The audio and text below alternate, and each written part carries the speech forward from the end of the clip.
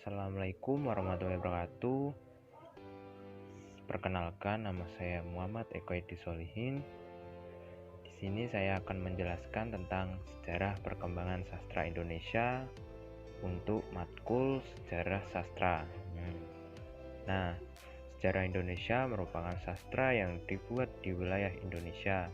Sastra Indonesia ini merujuk pada sastra yang bahasa akarnya berdasarkan bahasa Melayu, di mana bahasa Indonesia adalah turunannya. Dalam sejarah sastra Indonesia dikenal istilah angkatan. Nah, angkatan adalah suatu usaha pengelompokan sastra dalam suatu masa tertentu berdasarkan ciri khas yang dihasilkan pada masa itu. Angkatan-angkatan dalam sejarah sastra Indonesia diantaranya adalah berikut ini. 1. Angkatan Pujangga Lama. Pujangga Lama merupakan bentuk pengklasifikasian karya sastra di Indonesia yang dihasilkan sebelum abad ke-20.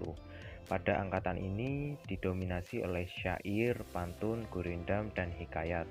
Para penulis pada masa ini diantaranya adalah Hamyah Fansuri, Syamsuddin Pasai, Abdurrauf Singkil, Nuruddin Ar-Raniri, dan lain-lain. Lanjut, nomor 2, Angkatan Sastra Melayu. Karya sastra Indonesia yang dihasilkan antara tahun 1870 sampai 1942 yang berkembang di lingkungan masyarakat Sumatera seperti Langkat, Tapanuli, Minangkabau, dan lain-lain. Isi sastranya masih dalam bentuk syair, hikayat, dan terjemahan novel barat.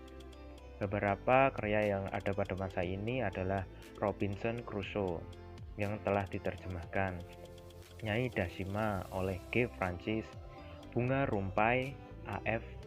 Van de Waal. 3.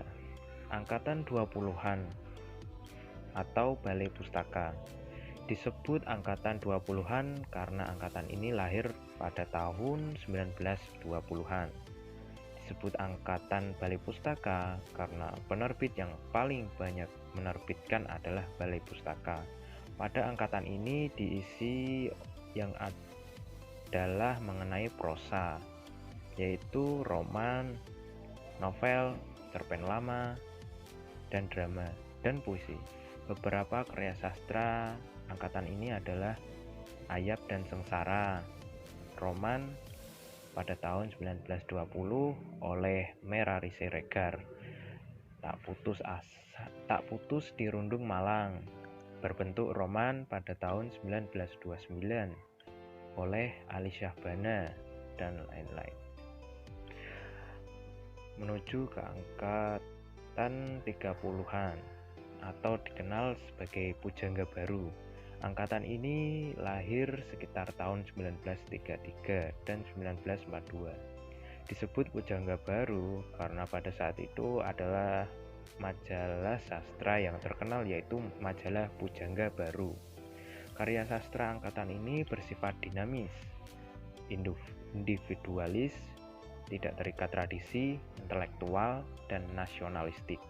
Terdapat dua kelompok sastrawan, yaitu Seni untuk Seni yang beranggotakan Sanusi Pane, Tengku Amir Hamzah.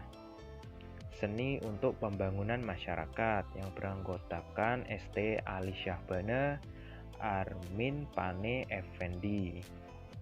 Karya sastra yang dihasilkan antara lain Layar Terkembang, berbentuk roman pada tahun 1936 oleh ST Ali Syahbana.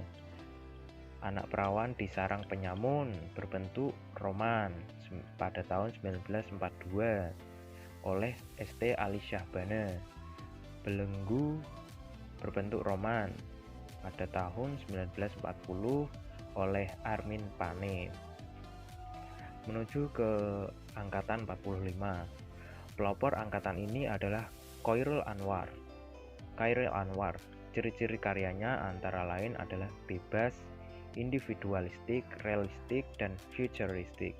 Karya-karya dari angkatan ini adalah Kerikil Tajam pada tahun 1949 oleh Chairul Anwar, dan Dari Ave Maria ke Jalan Lain ke Roma oleh Indrus, dan lain-lain. menuju ke angkatan 1950 sampai 1960. Pelopornya adalah Pramoedya Anantatur. Karya pada masa ini didominasi oleh cerpen dan kumpulan puisi. Contohnya yaitu Pramoedya Anantatur menciptakan judul Kranji dan Bekasi Jatuh pada tahun 1947, Keluarga Gerilya pada tahun 1951, dan NH Dini dengan karyanya Dua Dunia pada tahun 1950. Mohtar Lubis dengan karyanya Tak Ada Esok pada tahun 1950. Menuju ke angkatan 66. Nama angkatan ini diberikan oleh H.B. Jassin, muncul pada saat keadaan politik Indonesia kacau karena teror PKI. Nah, karya sastranya banyak bersifat protes terhadap keadaan yang kacau pada saat itu. Beberapa karya pada angkatan ini adalah Tirani, kumpulan puisi oleh Taufik Ismail, Bila Malam Bertambah Malam oleh Putu Wijaya. Menuju ke angkatan 1980 sampai 1990-an. Karya pada angkatan ini berisi tentang roman percintaan dan lebih menonjolkan tentang wanita. Beberapa contoh karyanya adalah oleh NH Dini yang berjudul Namaku Hiroko dan Dua Hati. Ciri-ciri dari karya NH Dini adalah lebih berpengaruh pada budaya barat. Nah, selanjutnya Hilman Hariwijaya dengan karyanya Lupus. Lanjut ke angkatan reformasi. Munculnya angkatan reformasi ini ditandai dengan maraknya karya-karya sastra, puisi, cerpen maupun novel yang bertema sosial politik dan seputar reformasi. Contoh karya pada masa ini adalah Wiji Tukul. Wiji Tukul nama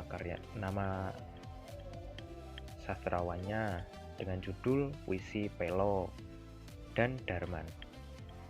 Ke angkatan terakhir yaitu Saber Sastra.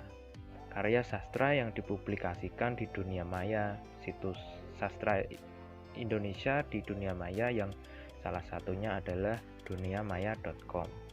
Seperti inilah kiranya sejarah sastra di Indonesia.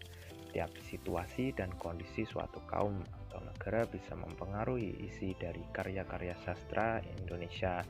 Seiring berjalannya waktu, sastra Indonesia akan semakin berkembang dengan perkembangan zaman. Terima kasih. Saya akhiri. Assalamualaikum warahmatullahi wabarakatuh.